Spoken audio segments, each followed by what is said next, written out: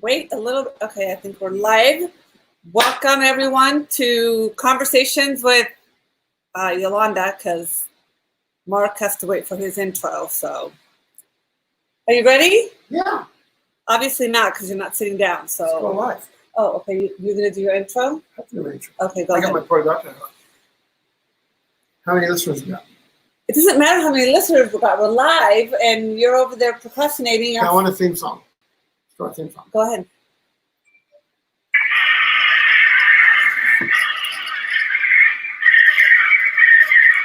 That is his theme song. Ladies and gentlemen, it's not like a bad theme song. It's just a theme song. I have to have something, okay? Now I'm going to introduce you, and you get off the phone and pay attention. This is you don't have to introduce me. I'm already sitting down, and I already introduced myself, and I said, "Welcome to Conversations with Yolanda," and then we're waiting for Mark. Okay, are you done? I'm done.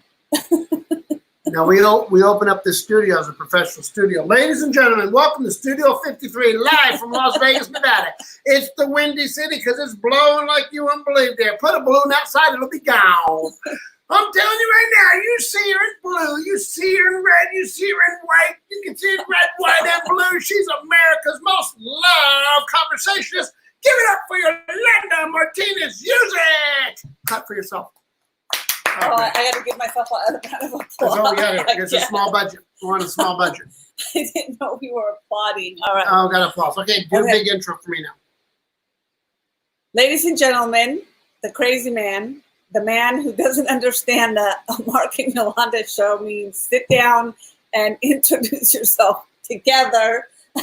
Don't look at me like I'm standing here. I'm behind. I'm backstage right now. The crazy man who thinks he needs a big, huge intro because I don't know who he thinks he is. Dwayne Johnson's anyway, yeah. Tell him Dwayne Johnson's going to do it. I'm not going to name drop. I don't name drop. I'll name drop. He's over there talking to himself. Anyway, from Studio whatever, 53. I'm sorry, Studio 53. Welcome, Mark Music. I just jogged 17 miles. You did not. Yeah, I did. It was hot out there. It's windy. My hair got blown up. I started with a 5 o'clock shadow. Oh, now you have a beard. Yeah. We have a Mazella from Florida. I'm telling you right now, look at this, Puerto Vallarta. I'm in Puerto Vallarta, ladies. Hola, ¿cómo estás? We're in our house. Well, we have the same background we had last time. We're not in Puerto Vallarta. That's our guest house in Puerto Vallarta. We duplicated it so it looks the same. No, we didn't. Pretty sure we did. I wish I was in Puerto Vallarta. Why? You don't like it here in Vegas? Because I'd be on the beach having margaritas. I don't have a beach here. Hey, I'm doing a seminar this Thursday. I'm doing a live an hour show. Yeah, you are. Yep. I'm going to be live. I'm going to be doing a live 1 hour. It's 50 minutes. But, yeah, it's going to be Thursday at noon. Yeah, and also Tony Robbins' UPW starts. UPW virtual. Hang on. So. Is that where I'm going to be speaking? No. No, I'm not? You said, hey, guess what? UPW, and you're speaking at noon. So I assumed I was speaking at UPW. I said UPW starts on Thursday, the same day you're doing your other webinar. Well, y'all need to get this stuff straight because now I got to call Tony. You got to call Tony? I got to let him know I can't make it now. He's going to be really upset. When Tony he's going to cancel his whole event because you're not going to be there. Oh, that's so shocking. So depressing. He's probably gone. I'm sorry, Tony. It's not me. It's other people. I'm not pointing fingers. But when people tell me that, hey, UPW, you're on at noon, I believe that, okay, hey, Tony probably called my people. And he probably got in touch with him and said, is Mark available? Who are your people that he would be calling? I rearranged my schedule to make this for him. He's going to be so mad. Obviously, he didn't get the memo. Well, you don't need to tell nobody because I don't want any cancellations on Tony. The guy needs some, confidence and some, support and some money. It's horrible. Anyway. Well, we do have someone that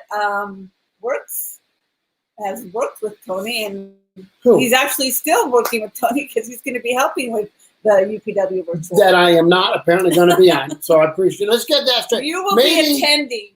Let's just say you'll be attending. Yeah. So maybe we can share this video and let everybody know that I won't be there for Tony. Let's get that out. You know, that'll go viral. Hey, guess who's not going to be on the panel?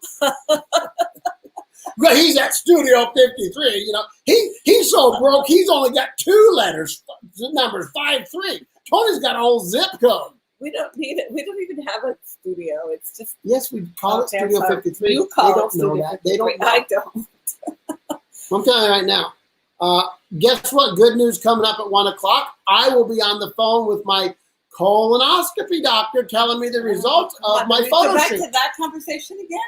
Nobody needs to know about that. Nobody cares about your colonoscopy. Nobody needs to know that. Nobody needs to know that. Are you gonna do a virtual? Are you gonna be a virtual call so that everybody hears your doctor's appointment? Oh, okay. You know UPW transfer? What? Under private. Yeah.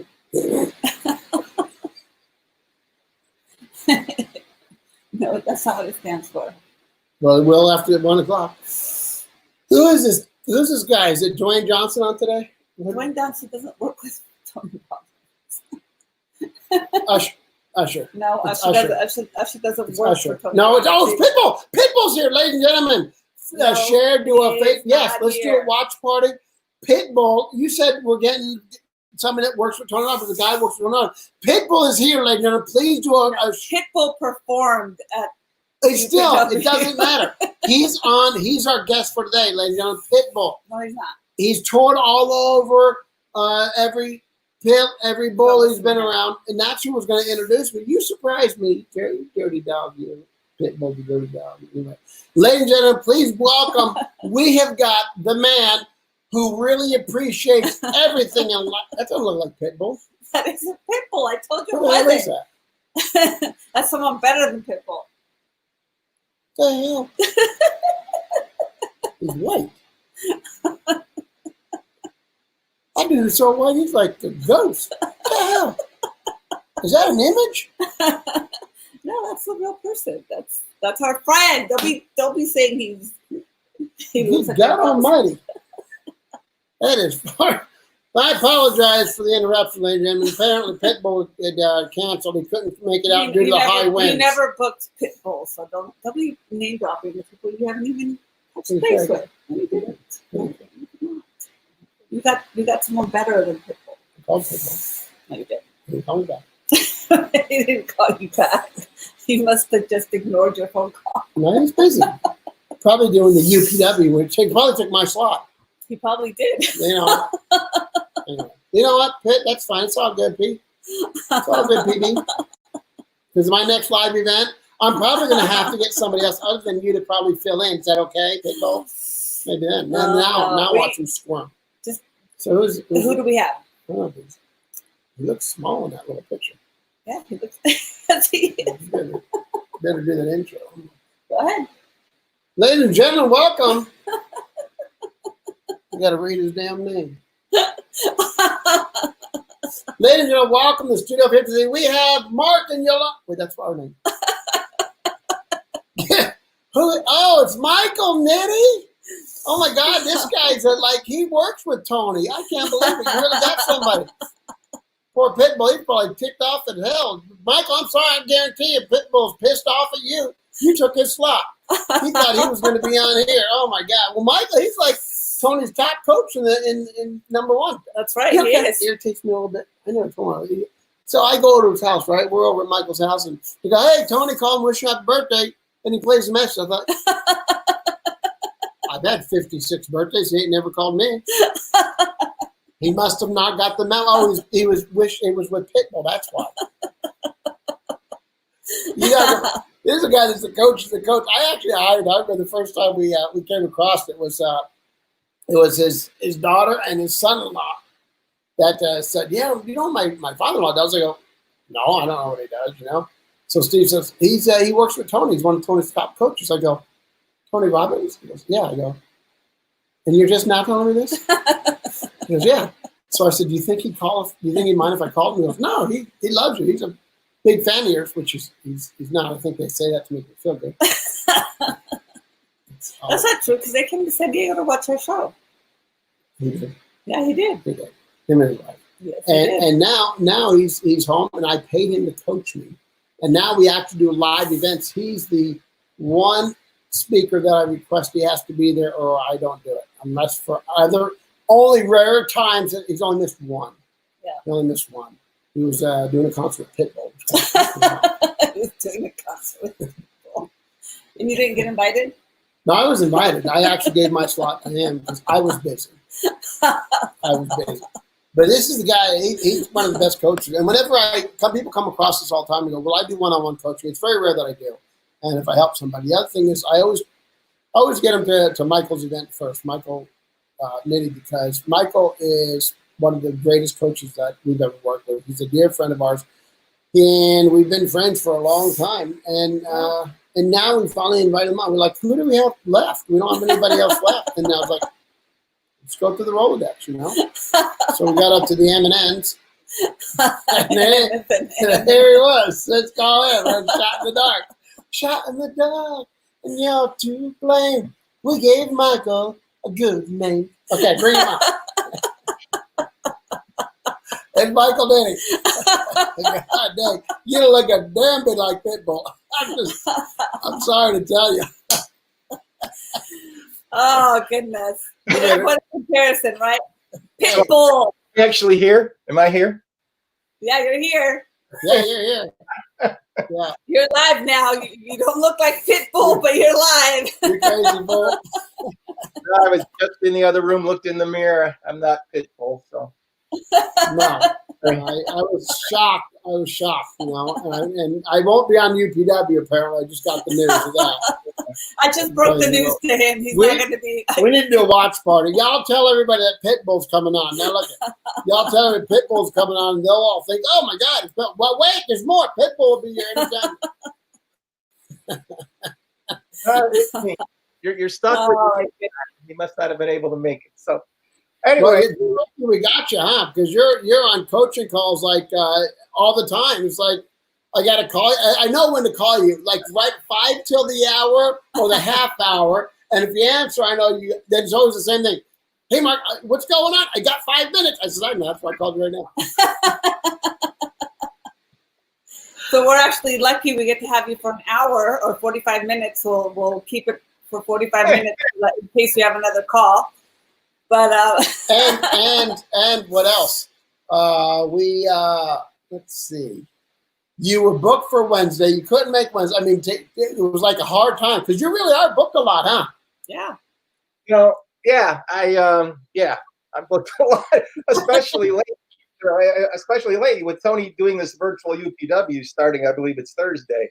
You know, we've all been pitching in and getting ready for that. So there's 22,000 people in this sucker.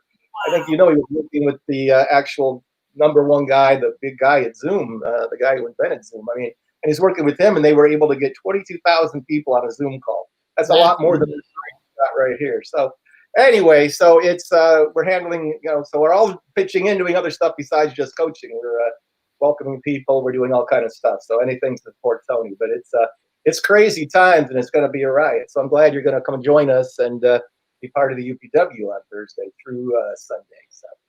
Well, the one thing is, I like to call you more than a coach. You're like a mentor or guru, and I mean you're the real deal. I remember I had to pay you to talk to him one time. A shitload of money. I was like, oh, you got a credit card, Mr. Music? Oh, now it's Mr. Music. I'm doing my credit card.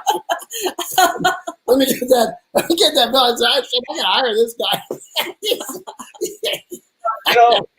It's funny. I just got off a coaching call with a young guy, 27 years old, and probably one of the youngest I've ever coached. Most people that age are not ready to be coached. They think they know everything. So, but we were talking about just that, coaching. What is coaching really? And he's evolved. He wants to be a coach, and for his age, he's amazing. Probably one of the most amazing 27 years old I've ever coached, and he is just taken it to heart. He has created this amazing life plan. He is on fire.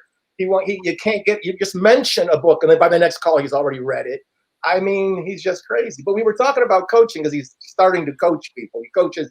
He's a leader in his group at a major investment firm, and he doesn't teach them. He coaches them. So we were discussing this morning the distinction coaching, and it's really, it's just being real. It's being intuitive because you coach. You're a great coach, and when we're coaching, Yolanda coaches. When we're coaching, we're not following some script, or we're just being totally with that human being in that moment. And it's almost flowing through us as to what needs to be said next, where it needs to go. And obviously we build on years of experience of having done this stuff, but there's still something that comes out of us that's just the truth. It's just the truth. You know what that person needs to hear right now. You know, we also have got tools, obviously, that we equip them with. But people, as you mentioned Erica and Steve. So Erica, my daughter, is also a master platinum coach with Tony. And it probably was set in stone or inevitable that would happen, because I remember a phone call when she was only 9. And I tell all of my parents this. I say, parenting is really coaching. You want to be a successful parent, you don't parent them. You never let the word "because I said so" come out of your mouth. Just because that kind of stuff. You just Actually, Yolanda uses that on me a lot. How come I got into this, honey? Because I said so. Okay. So she's not coaching at that point, right? You need to decipher the difference. When Yolanda says it to me, it's when she's telling you what to do, no, that's because you freaking need to hear what you need to do in that moment. She does need to tell you what to do. But I'm talking about the average parent should not say that. And of course, I was coaching Erica, and the point of that story being she is now a master platinum coach for Tony, because that's awesome. I do at all our seminars all the time. A friend of ours, she actually became a friend, is Saba, and she's watching right now. She goes, "Say hi to Michael and Yolanda for me." It's kind of nice that people are still they still remember you, because who remembers you? You don't just coach. It's powerful when you teach it. Yeah, you don't just coach you're coaching the highest end of the highest end. And I know you can't mention some of the clients you've coached. And Tony always calls you and asks you, "Hey, Michael, take care of this one for me," right? And I was like, he probably meant to call me, and I was busy, so he asked, maybe you can handle it. So damn busy. You have so much going on. Yeah, pouring concrete, knocking trees over, I got a blister a few weeks ago, and it wasn't from a microphone. It was from a shovel. We're all those out there that are going the wrong path. Let's just go back on the right path here. So every time I see the movie Billions, it reminds me of you. You mean those show Billions? Is it on Showtime? Yeah, Showtime. Not the dollars. Yeah. No, not the actual net worth. I mean the actual show. Yeah. And it's funny. How many billionaires do you mentor and coach, and they call you? It's like, I need Mike. I gotta have Mike. I mean, it's just like that fast, And it wasn't, buddy, a month ago. I'm like, Michael, you gotta coach me on some stuff and teach me how to do some stuff. So I'm always I don't like to say pick your brain, because people always I want to pick your brain. I hate that. So I just invite you over for dinner and we just chat. Yeah, if it comes to being a billionaire, I don't think anybody's picking my brain on how to be a billionaire. That's not going to be not because that's a different deal. To stay a billionaire, to be fulfilled, to be happy, to be on the right track, to have a strong relationship, to know how to treat people. That's where you come in, and to get their mind in the right frame, get them back on top. That's the key, Strategies on making money, they know. It's all the other things that got to go with it that you're good at, Yeah, no, it's well, that's why it's usually the stuff. It's usually very few people come to me for coaching what they already know. So what it is, it's the thing where they're stuck, right? Usually relationship, almost always something to do with the relationship.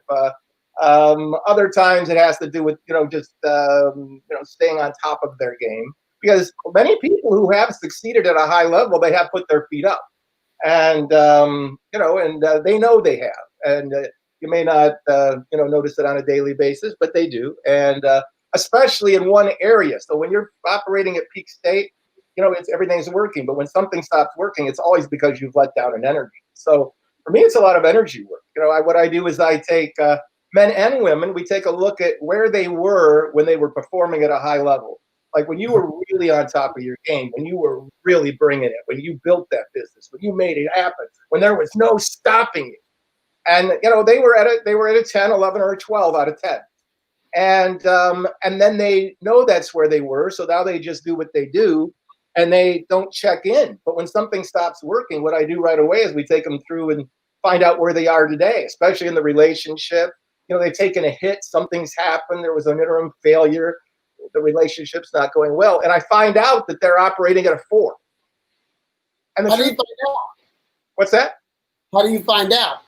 I take them through a process where we reveal that, because if you just ask them, they're going to guess. They just, they don't even understand what I'm asking, because first of all, they didn't know they were operating at a 10. They were just bringing it. But when you really start to take them back and have them look, and then what we also do is we find out, well, where did they lose it? Where did they lose that 11 or 12? And we'll find out there was an incident, something happened. And we all take a hit in life and we go, ugh. And we know we're not quite on top of our game, but we really don't know that it's affected us to the degree that it is. So we try harder, we work harder, we do whatever we do. But I take them back and have them get to see that they're operating now at a 4, a 5, a 6, maybe. And then when you see that, and that when you brought the 10, 11, or 12, you didn't do anything to bring that 10, 11, or 12. It was just from inside of you. You brought the fire. You brought the passion. So once you realize that it wasn't because you did something or learned something, you just had that energy and you brought it. And then when they find out they lost it, and they find out it didn't seep out, through their pores, or they didn't lose it while they were sleeping, or then they still have it, and they find out all you have to do to bring it back is to actually bring it back. At first, they're kind of like, well, like with into the Wizard of Oz, where she wants to go back home, and he said, how do I do it? And he goes, you've always had the ability to go back. You've never lost it. So that's what it is. So I would simply reawaken them to the power that's already inside them. We reawaken it. Usually happens instantly. By the next session, they're usually back onto their 10, 11, or 12. And they are back in love with themselves and they are bringing it. But it's not like, well, you got to do this, and then you got to read this, and then you got to do that. No, you just got to freaking bring it. You just got to accept. Well, how do you bring it? How do you bring it? Here's the question. Sava just bought your book. I started reading yesterday, The Trophy Effect. You don't just have a book out. We co-created a whole program where you teach them, I hypnotize them, so they take it, all the action necessary on the information you give them. It's a great program. We got to put that up. Because I'm on its thing now. So, okay. The Trophy Effect. Before I even let somebody contact you, I always go through you first. I tell them you won't even take on a client without reading The Trophy Effect, because you're all about results. You're not there to get a long-term client. You're there to get your car washed, make it shine, and get back down the road. You're in a race to be fulfilled. And that's what life's about. It's not maintaining a car. It's about getting it going, So when you say, how do you, Pitbull will be on soon. This opening act right now is Michael. His opening Pitbull's act is backstage right now. Somebody asks, where's Pitbull? He's probably busy reading The Trophy Effect before he comes out. He's reading The Trophy Effect. We won't let him on until he read The Trophy Effect. Well, here's the trophy effect is nothing more than allowing yourself to discover what it is that stopped you from being your 10.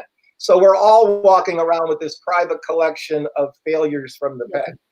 And so what it does is it allows you to be conscious of what those are. We all know that we had that incident, the bankruptcy, the divorce, the unfortunately the abuse, whatever it was. So we know there's reasons why we're not playing at the highest level. But we don't realize how that affects our psychology at the level it does affect our psychology. So the trophy effect allows you to go in there and clean that shit out really quickly. So first of all, it identifies it. You understand why it's in there from the perspective of being human. Because the problem is whenever we have something in our past that's holding us back, first thing we do is feel like we're not good enough. Like if that thing happened, if I was abused, if I did have this thing happen, I'm not good enough. And so everybody's walking around with this fear that they're not good enough, this feeling they're not good enough. When the truth is we've all got that stuff going on. We've all got it going on. But there's other ways I cause them to see that it's not true. Just not like a shift in perspective, or you're not good enough. You got to let that go. They actually get to see very clearly that it's bullshit, and they're able to let it go. At which point, now you're able to bring that 10 back, and you just start showing up as the truth of who you truly are. And it's amazing. Now, Tony gets people at the UPW. Nobody's going to, there's obviously not a firewalk at this virtual thing, but they're going to do something else. But if not, he's still going to show people how to shift their state, what he calls the triad. And he's going to, show people how that happens. So there are things you can do to get yourself back into a peak state. But the truth is, once you own that, and you know that the only thing standing between you and bringing it fully in every moment is whatever's in the way, and it's not really in the way, you really just have to simply bring it. I know it sounds so simple, but it really truly is. And then, of course, you build that muscle. People want to make things complicated because they're not getting the result, and they blow it up in their mind that it's all these things that I got to do. And then when they do it, they realize, well, it was easier than I thought. Then they get irritated because they should have done it earlier, and they didn't do it earlier because they thought it was harder than it was. It's like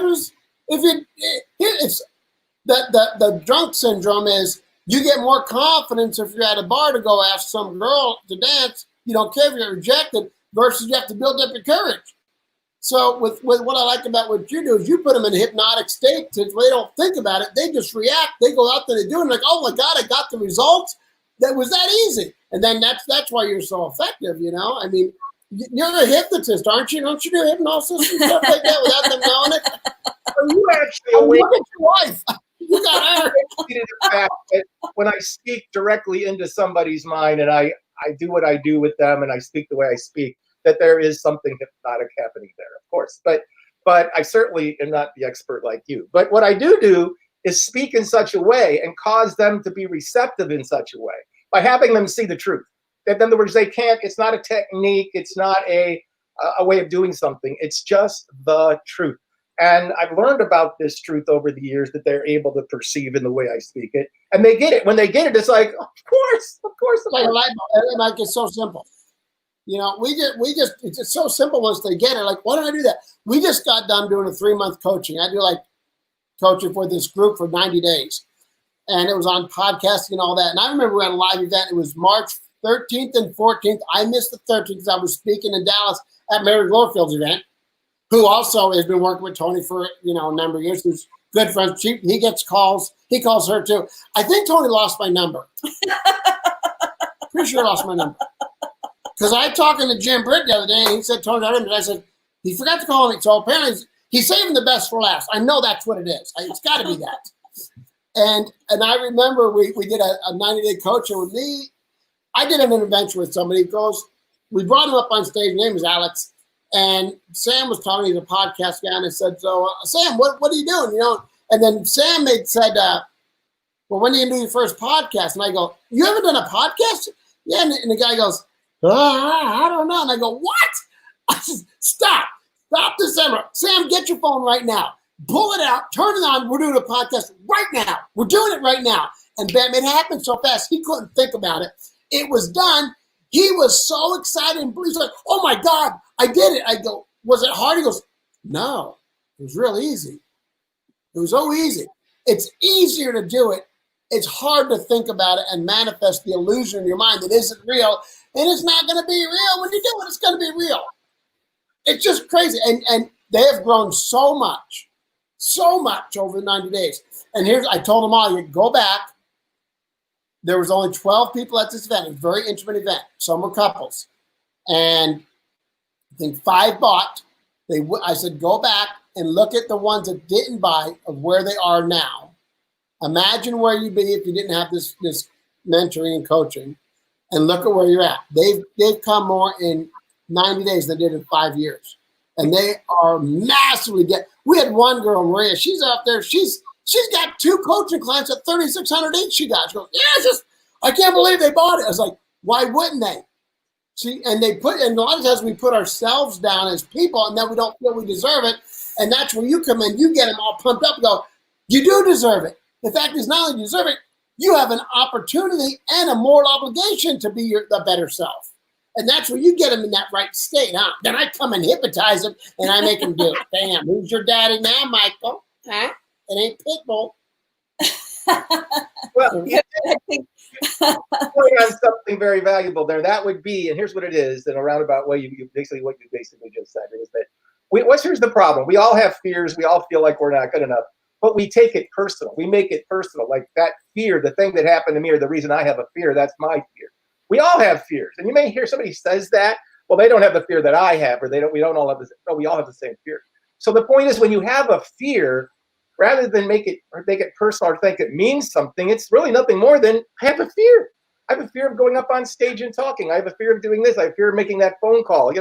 It's like it's so what? It's so what? I got a finger. You got a fear. You really got to get that it would be impossible not to have fear. So they do it. If we coach people enough, do they get rid of the fear? No, we don't get rid of the fear. We build the muscle that allows you to see the fear and step beyond it more quickly. So you become so adept at seeing the fear, laughing at it, and moving beyond it, that it looks like you don't have fears. But the truth is you always will have fear because it's biological. The purpose of our survival animalistic mind is to be on the lookout for danger. Yeah. It's all there, and that doesn't stop. As long as you're alive, your mind is looking for danger, something where you might not be good enough, something where you might fail, something where you might look like a fool. That's its job. It never stops. So all we can do is catch it, observe that's happening. Oh, I feel so stupid. I'm going to look dumb, or whatever it might be, or they're not going to want to do that with me, or whatever it would be. Notice that, override it. But how do I override it? But again, that's with that power. You're not going to override it from a 3. You're not going to override it from your fear-driven place, from the place where you have a belief that you're damaged because you were abused or whatever it is. When the truth is you're not being abused right now. So what if you were abused 23 years ago? It's not there right now. But we've been. So what's the difference between fear and limitations, Michael? Is there a difference between fear and limitations? Fear is an actual physical sensation that's driven by our survival mind, and it's actually to keep us safe. Like, don't go down that dark alley. You better not go down there. That's probably a good idea. If you're all by yourself, there's nobody else around, the mind says, don't go down that dark alley. Don't go down the dark alley. What's down there you need? But unfortunately, it sees dark alleys everywhere. So it's constantly telling you not to do so. So that's fear. Limitations are when you buy into the fear. Now you've got a limitation and you don't take action. You don't do what you need to do. You don't start your business. That's a limitation born of the fear. When in truth is, when the fear whispers in your ear, you simply don't listen to it and you do what you need to do. But most people, here's the problem. They only then take a little step toward what they want to do. But the people who are successful took big steps, not necessarily like skipped any steps. They still had to do what they had to do, but they took the step with passion. They took what Tony, as you walk over a fire, you don't walk over the fire like, just kind of walk over the fire. You walk over the fire with passion, with some alacrity. You have an energy that allows you to walk over that fire. If you just walk over the fire like, okay, I was afraid of walking over the fire, but now I'm going to do it. And you just kind of softly walk over the fire, you're going to burn feet. So most people, when they step beyond their fears for the first time, they say, okay, I'm going to do it. I'm going to do it. But then they do it at like a level of 3 or 4. Like they tentatively give it a try. And they wonder why it doesn't work. No, you got to bring the energy. And it's not rah energy. It's knowing that, look, I can do this thing. I can make this happen. This is my passion. I'm gonna start that cooking channel. I'm gonna make it happen. And and you get on that thing and you're just like, I want to watch that person. I don't want to watch. One thing is surround yourself with the right people too. So many times, limitations are, well, I don't have this knowledge. And what they do is they start convincing themselves of what they don't have instead of saying, I don't have to have that information. There's so many people that have it. Let me go out there and create these relationships that get me to the next level so I don't think about it. So I'm just moving and making progress instead of just holding back going, well, I don't know that. What do I do now? And you think about somebody like Zip Rich or Tony Robbins or Oprah or super achievers, they still have the fear. They just keep surrounding themselves with people that know how to get it done even better. True. But also, because I went to UPW and I did the fire walk, and I remember when they prepare you to go out to do the fire walk, it's like they show you the video, and they show you the video with these huge flames. And I remember saying, there there is no freaking way that I am walking on that fire. I am not freaking doing it. They are not going to get me to do it. But what they do is they get you to look at that. They get you to look at people doing it and the way that they're doing it. And then what they do is they're like, okay, everybody up on your feet. Let's go. It's like they don't give you time to talk yourself out of doing it. Because by the time you are sitting there saying, there's no way I'm freaking doing it, it's like, oh my God, everybody's getting up. You get up and you're following everybody and you're getting in the line to actually walk down the fire and do the fire walk. Well, that's in life, though. No, but I mean, people, a lot of times people sit back and they get all pumped up about something, and then they sit back and they think about it, and let their brain and then they interrupt talk themselves out of doing it, and then they find reasons why they can't do it. They're not good enough. It's not right for me. Or people are going to think, what the hell are you thinking by doing that? So they sit back, and that's why a lot of times people need a coach, because the coach is like, this is what you're going to do. You're not going to think about it. You're just going to go out there and you're going to bring it, and you're going to do it, and you're going to succeed. And a lot of times they don't do that. Well, we don't do anything effectively alone. We don't do anything effectively alone. We don't do, maybe right. But even if you're writing, you're not alone. You're connected to the universe. You're connected to the source energy that's flowing through you. You know, if you're just trying to write words from your own memory, you're in big trouble. It's not going to be a good book, or you're not going to do anything effectively if you're creating at your desk, unless you're connected to source. So you're not alone. Okay, you're just not connected to that. So, but the point is, when you get you think, so yes, it does help to get everybody out there to that fire in a big group. You know, rather than when nobody's looking, I'm going out the door. So, but still, you get up to that fire, and even though that person in front of you walked across the fire, if you just are going to just follow them, you're going to get burned feet. You still have to get yourself into a peace, into an energy where you know that you can freaking do this. You're going to march across that damn fire. And that's why when they finally push through their fears, they go out. Now they're going to start that business. Now they drop it down to where they're just doing what you're supposed to do. Make the phone call, get the stuff going, get your website going. But they're not bringing that energy. So you talk to anybody who's ever created something and made something happen, they're bringing an excited energy to the party. They're bringing a certainty to the party. They may not be going rah, rah, rah every single day, but they are on fire. They are bringing something. And this is a lot of times I get these questions from people who are different personality models. Like they're the more, cerebral type personality model. They don't maybe have that rah, rah spirit. They're more of the background kind of a person.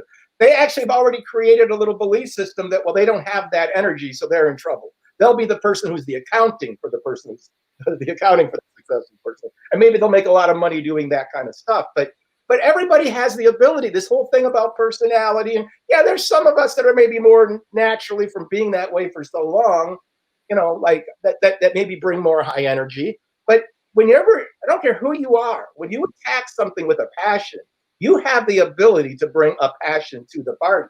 But it's usually through their belief system that I'm an introvert.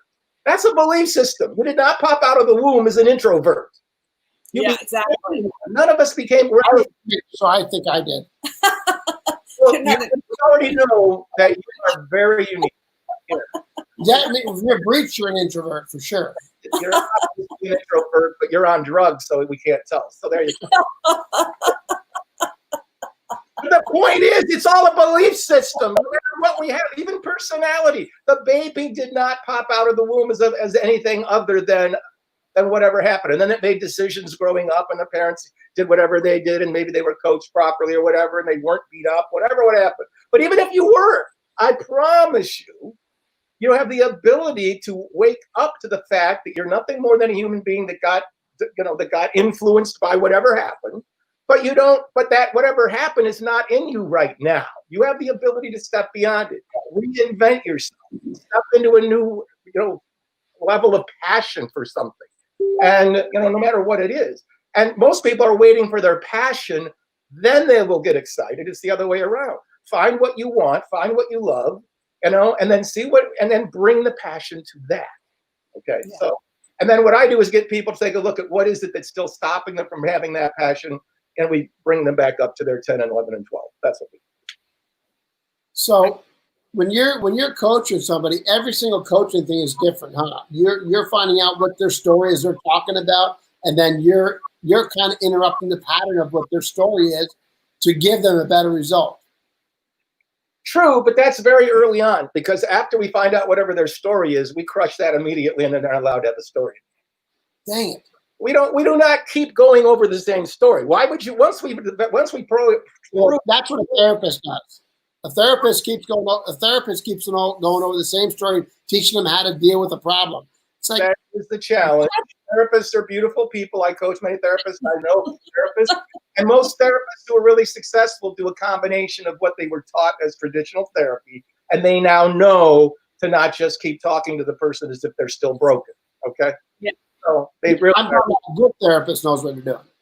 I mean, Therapists think they're good, so they won't know we're talking about them anyway. So that's kind of cool. Remember, we all have a fear that we're not good enough. Everything is our fear of not being good enough if we let it. So if you're in therapy, or if you're seeing a psychiatrist, let's say, the simple fact that you're now going to the psychiatrist's office, when you go through the door that says psychiatrist on it, you're already thinking you're not good enough because I have to see a psychiatrist. Must be something wrong with me. So unless that professional is able to break that pattern and say, yeah, you're here because you have exhibited some behaviors that are not serving you. That's true. Okay.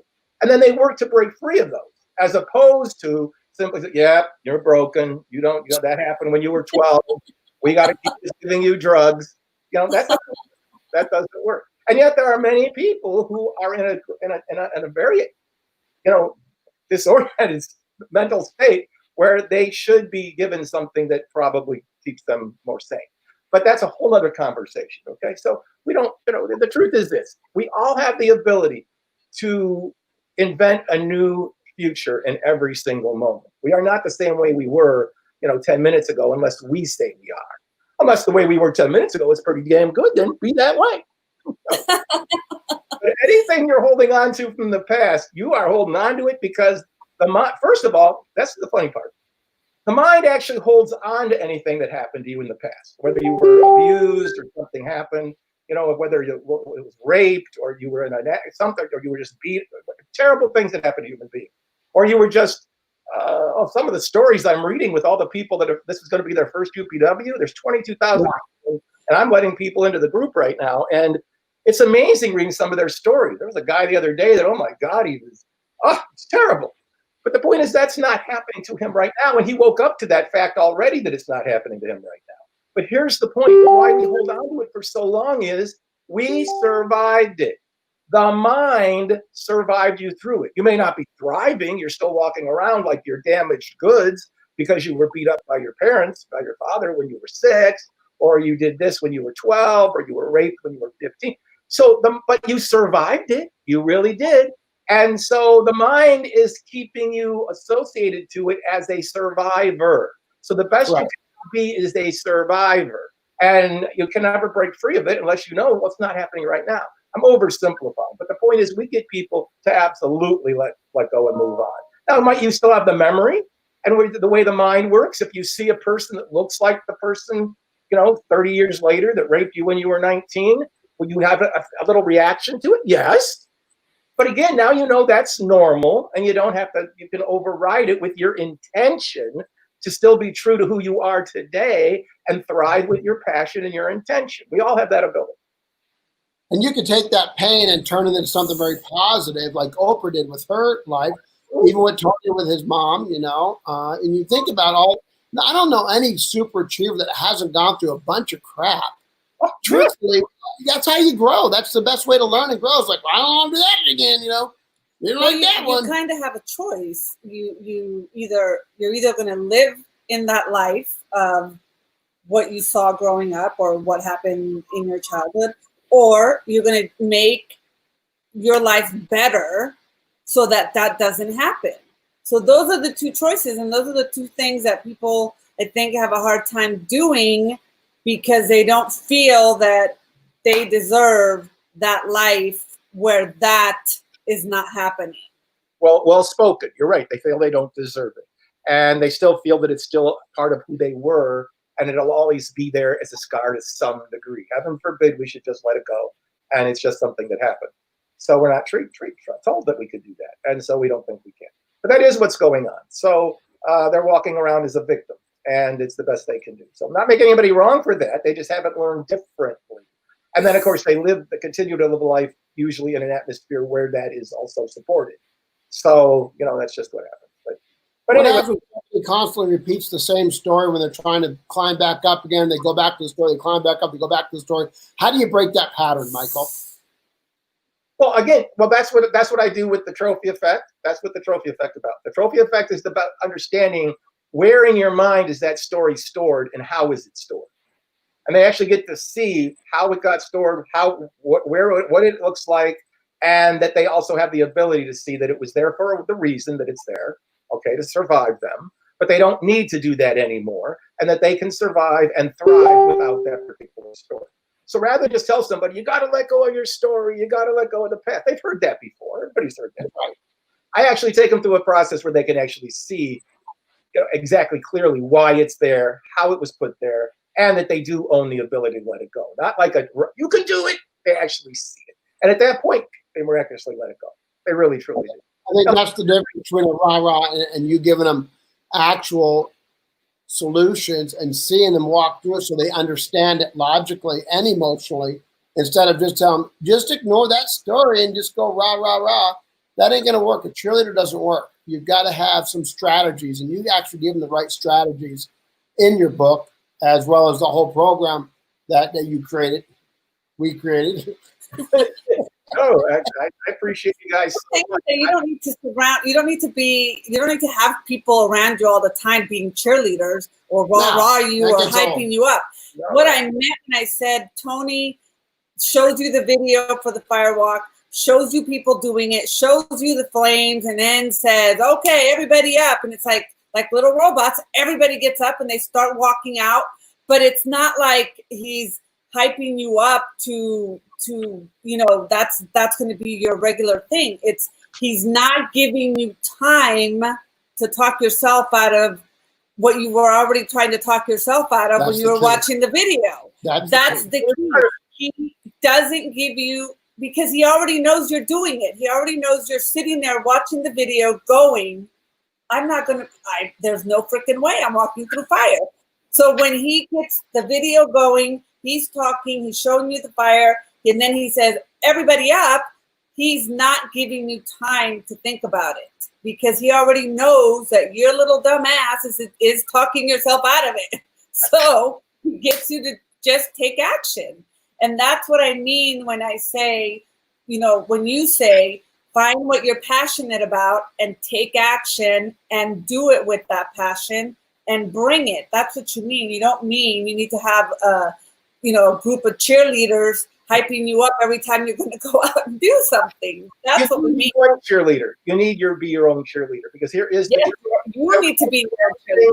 Yeah, because we don't do anything effective. Here's one of the things that also pulls us down. We've been taught by the culture not to be arrogant. Of course not. Who wants to be around somebody who's full of themselves, right? I mean, it's no fit. But what we do is we throw the baby out with the bathwater, and now we downplay our own magnificence. So once you have created something, you have to go into a situation knowing that you're the man, you're the woman. I can do this. I can handle this. If you go to a really great hairdresser, I mean, there's a reason why you keep going to her. She's amazing. And then she just brings an energy. It's just an amazing thing. I promise you that person knows they're a great hairdresser. You go anywhere when somebody's really stepping up and being a certain way. Now do some people cross the line? Yeah, you've got some of these people out there where they think they're better than anybody else. It's not so much that they're better. There's an energy they bring to the party where you don't even want to be around them. Now, they're probably succeeding in life, but nobody wants to be around them. But the point we just put up with them, and we're good at that. So, but here's the point. You don't throw the baby out. You still have to bring that energy. When you're being effective, you're being effective. When I produce a result in alignment with the client, I never did anything but myself. And I know that I've got people out there who are thriving because of our work together. I don't pretend that I don't know that I've been a part in a partnership at a very high level of producing amazing results.